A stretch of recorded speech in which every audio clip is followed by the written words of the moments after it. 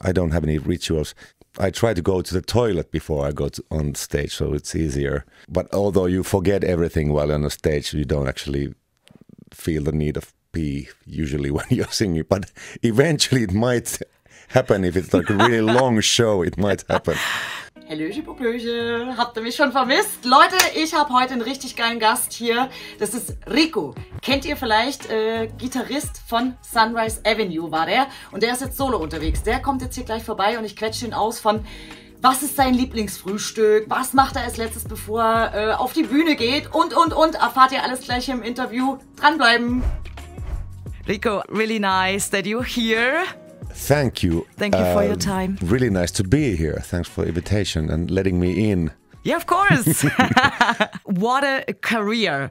How is the feeling after years with a huge crowd with Sunrise Avenue on stage, yeah, with colleagues, with a lot of members in front of the stage, and right now you're solo, you're alone on the big stage in front of a big crowd. How does it feel?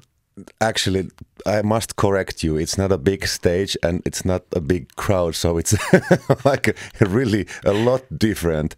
Smaller crowd and smaller stage. So, but both, still alone. Yeah, this time alone. Yeah, that's maybe the biggest difference.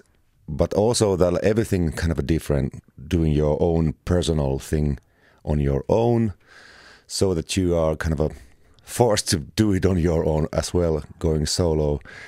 In good and bad, it's really can be sometimes challenging in a way, but it's also really rewarding, and it's really sort of personal and something kind of things that I've been longing for a long time to do, like since before even any bands. Early 2000 I already like had my solo thing going on, so it's kind of a 20-year-old project, which is finally now in like alive, and I'm out from the closet. You make a big, huge solo step, I would say, with these two songs, Remember to Forget, Hold Me Close.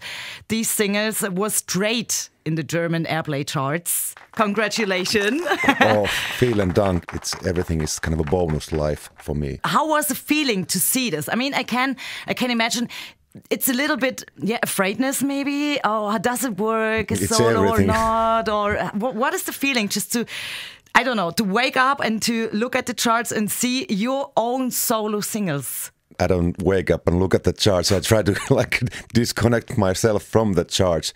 I just try to do music. But actually the first huge step for me was like 3 years ago when I released the first single. And then last year, actually, the first sort of which made it to the somewhat better in the German radios. It's really amazing to do something and then you hear it on the radio. Yeah. It's way different now, of course, when you're kind of singing and playing and producing and like and promoting as well. Yeah. Like everything else. That this is also the fun part, but everything else is the most rewarding part as well, kind of do the music and then get to play it live, which is some things that I really love. Just imagine, like, to play and to sing. It's really hard, right? I don't know about that, but also that's what I've always been doing, playing and singing and making music since I picked up the guitar like in the 90s. So it's not like a new thing for me, but for some people it must be a new thing that I'm singing also. You're producing it by yourself, so you all make all songs, all things, you make it by your own? Not by myself only, because there's like a way more advanced professional people who also have had the privilege to work with the last couple of years. So it's not only me. So it's a teamwork, right? Yeah. And it works fantastic, I would say. Your first tour was last year. And now it starts the part 2. I see it was almost sold out last year here in Germany, 7 cities, I guess. And how was it? Yeah, the first tour and now the second part. It's amazing, right? Yes, that actually was if you would ask me about my last year's highlights, that was, or my past many decades highlight was the last year's tour. Finally get to play own music abroad, like as a solo thing. That was kind of my youthhood dream. So I haven't actually had the courage to even thought about those things, not too much. Now we are doing the sequel, so there's part 2, which is now this September, and I'm coming to Germany in different towns here. So herzlich willkommen du auch. Ja, danke. Und alles auch. Youth dream come true. What was your first concert at your tour? How was the feeling? How was the emotions in you? Yeah, that actually I really clearly remember it. It was in Cologne at this really nice small club. So to say, the clubs were small and the audiences were small, but that's also a really nice thing, and like that's what makes it even more intimate and kind of a special. And it was to get up on the stage. There was kind of a not hesitation, but really nervous excitement. I can't like back down anymore because the people are in already. I have to go there, and that's the really exciting part every night. But this one was actually really special in Cologne, like last September. Do you have some, I don't know, like some special rituals before you go on stage? I don't have any rituals. I try to go to the toilet before I go on stage, so it's easier. But although you forget everything while on the stage, you don't actually feel the need of pee usually when you're singing. But eventually it might happen. If it's like a really long show, it might happen. Do you have something special on your rider? I don't know, some plants in your dressing room, or I don't know, just black towels or something? Really boring because there's nothing too much. Sometimes I've been asking just like local, some beer. So. Oh, I'm fading into darkness tonight. My lonely heart's beating for you. First new single this year is out now, Lonely Heart.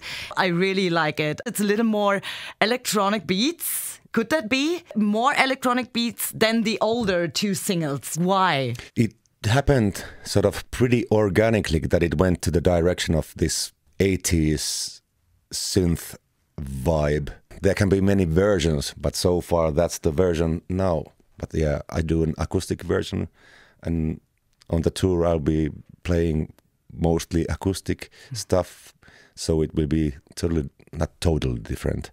Like same melody, same lyrics, same chords, same, but it can be, depending on the day or the situation, it can vary. What is the song about, Lonely Heart? I could try to describe it as a kind of a aftermath or afterthought that there's been going on something in the past, and then afterward you kind of might question if that thing that happened, if it was something that you made a kind of mistake, that you let it go and moved on, or whether it's better to just forget and move on. So it's kind of this, not too overly philosophical, but still kind of this things that eventually when you have some history and you're a bit older, you might think of back the things that happened in the past. So not based on certain facts or happenings, but still kind of this. What are the plans for 2024? First of all, the tour is something that I'm really, really looking forward to. And in my calendar, there's a lot of things to happen before that. So I'm releasing new music as well. There will be also an album, but now it's mainly like songs or like a compilation of songs. If your new song, Lonely Heart, is a breakfast, just imagine, how would it look like? Really, really tricky question. Now good, right? Now that I'm not hungry at all, I just ate. It's really hard to come up with anything. But I think it would be kind of this. I don't like too sweet, but how to describe that song? I'd say it would be kind of some scrambled eggs and some vegetables and some. There should be some sort of not too spicy thing as well, but kind of this. Some smoothie with some good ingredients. Yeah. That might be, but it's really hard to describe. But a smoothie is good. Yeah, like with a little twist, extra. Yeah, like some ginger or lime and stuff. Yeah. Cool. Now, as a solo artist, you have the opportunity to make a lot of features, right? So what is maybe your dream feature with which artist, or maybe you have something in the back? I've been saying that I'm really open to any suggestions. So if there's a good idea or good whatever vibe, whether it's whatever genre, so I'm really open playing and singing and like going for any feature. It'd be cool to do something with Dua Lipa, so really, or Shawn Mendes or John Mayer, for example, of course. You like them? Okay. Yeah. Yeah, cool. So maybe they see that? Maybe they call you. Maybe, yeah. Huh? Yeah, they both have my numbers. No, just kidding. Cool, nice. Now, why not? So dream big. Why not? That's true. Yeah. How would you describe your music, your sound of your music? That's always a tricky question. The sound of RIKU RAJAMAA is constantly evolving in a way. It might sound cliche, but still the whole back catalogue of songs and all the history is like in the same big pot or bowl of music. So this one is a bit more kind of the synthy and this 80s vibe. Next might be a bit more organic, but there's actually a lot of songs already done, and there's a lot of variety, like diversity in between the songs. One question I was a little curious about, I read it, that you've been on tour with your music teacher from high school. Yeah, my music teacher from high school, and he established a band, Steel Pan Lovers, back in the days in Karja, like 91. From 9th till the high school graduation, my music teacher was my kind of a mentor and my father figure in a way. It was kind of a school band, so we actually traveled around the world also and played steel pan, these, if you know the barrels. The Caribbean thing, right? Yeah. So I play steel pan as well. He was kind of one of the reasons, actually the one reason in a way you could blame for me being here today. So he was a really big factor for everything.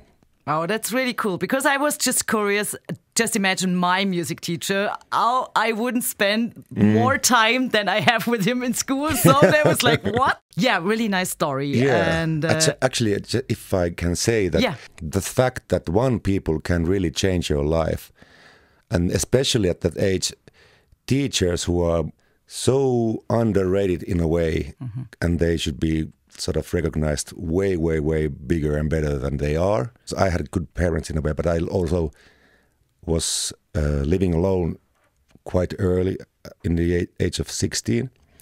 So he was kind of the father figure in a way in the small country town village. So that's nice. Teachers, way to go. Teachers, yay! Is he the reason that you became or that you study music education or not medicine? I just read that you actually want to study medicine. I mean, it's good it's not happened, so, but is he also it's good for the patients too. Yeah, oh no, I don't know. No. But for us it's of course better that you're doing music.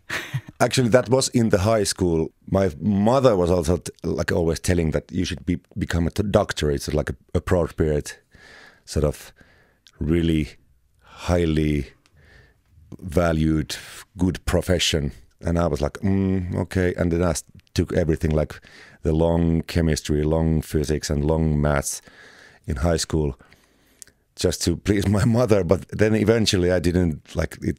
It was vanished, the whole thought and idea of going and apply to the doctor school. I would perhaps never even made it there, but it was not my idea mostly. Okay. Then music just came and I was lost in the music.